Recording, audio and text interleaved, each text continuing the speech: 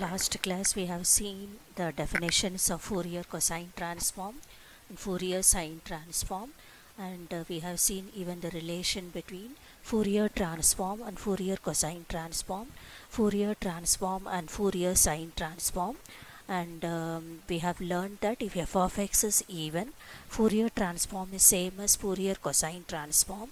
If f of x is odd, Fourier transform is same as I times Fourier sine transform. So today's class we will do some more problems from cosine transform. The first question is, find the Fourier cosine transform of e power minus mod x, and hence show that integral 0 to infinity cos of ax by 1 plus x square dx equals pi by 2 e power minus mod a. So you see the question. Start with the definition.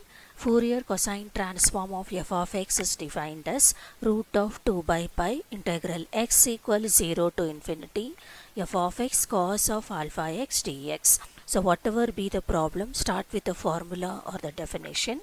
So here f of x is given to be e power minus mod x. So what is mod x? It is defined to be x when x is greater than or equal to 0, minus x when x less than 0. So whenever you have modulus function, write the definition so that you will not go wrong.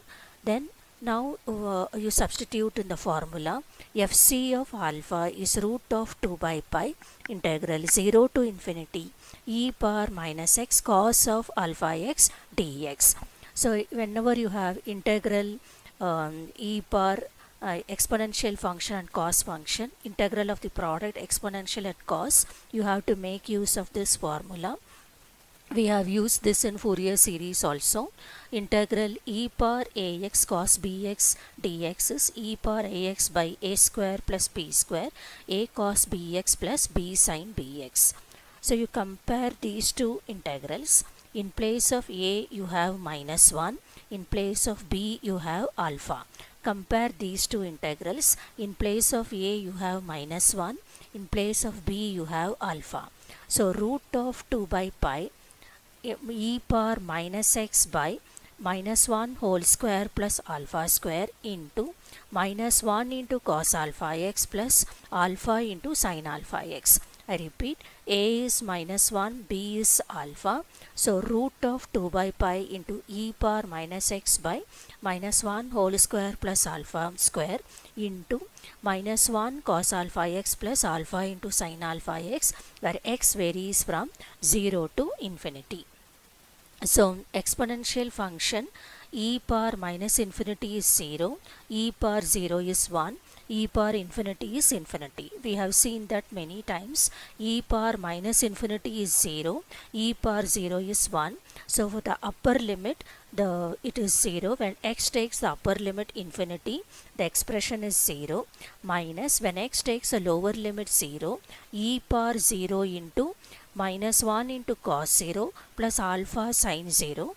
So I repeat, root of 2 by pi 1 by 1 plus alpha square is taken out. When x takes the upper limit e power minus infinity, whatever be the term, e power minus infinity is 0, so 0 into that will be 0, minus when x takes a lower limit e power 0 minus 1 into cos 0 plus alpha into sin 0. That's what so cos 0 is 1, so you have minus 1. So minus of minus is plus. So Fourier cosine transform of e power minus mod x is root of 2 by pi 1 by 1 plus alpha square. So this is for the first part. So first part of the question, you are asked to find cosine transform of e power minus mod x. We have got the cosine transform as root of 2 by pi 1 by 1 plus alpha square. Now the second thing is, you have to show that. So whenever you have to deduce something or prove something or evaluate or show that, you have to make use of inverse transform. So start with the inverse Fourier cosine transform. So what is the definition? F of x equals root of 2 by pi integral alpha equals 0 to infinity fc of alpha cos of alpha x d alpha. So any problem, if you have to deduce something, start with the inverse transform. So here, since we talk about cosine transform, we have written the formula for inverse cosine transform. So f of x equals root of 2 by pi integral alpha equals 0 to infinity. What is fc of alpha? Root of 2 by pi 1 by 1 plus alpha square into cos of alpha x d alpha. So root of 2 by pi whole square is 2 by pi.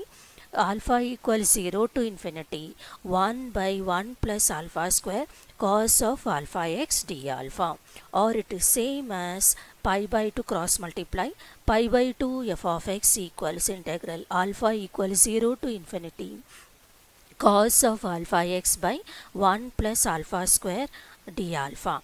Now I have rewritten the other way, right side, that is integral alpha equals 0 to infinity cos of alpha x by 1 plus alpha square d alpha equals the left side pi by 2 f of x. And what is f of x in the problem? E power minus mod x.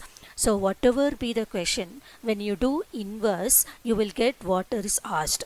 I repeat, whatever be the problem, whether it is transform or cosine transform or sine transform, if you have question to show that or prove that or deduce, you do the inverse, you will get the answer for the required question. So that's what we have done here.